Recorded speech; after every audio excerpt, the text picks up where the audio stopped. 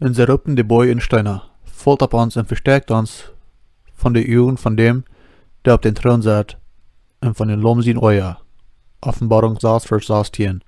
In der letzte Deel von dem menschlichen Leben, wird das Leben bloß auf der gelebt, ohne zum Glauben zu kommen, und bloß in Bosheit und Amoral gelebt hat, dann passiert es Vierten, dass das Mensch in eine große Angst stehen wird, und meist nicht wissen wird, wo er leben soll.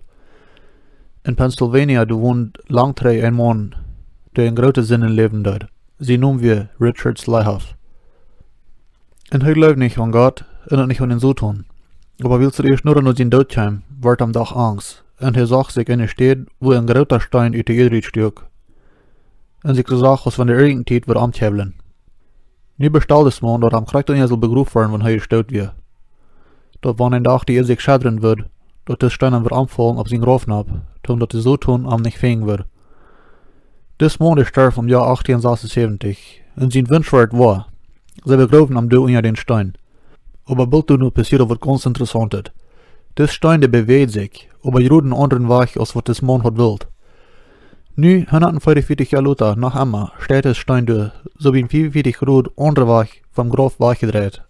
Und sein Grab ist für allem zu sein. Wann das Mann dort die gelegt hat, sein Körper für den Sohn zu verstärken.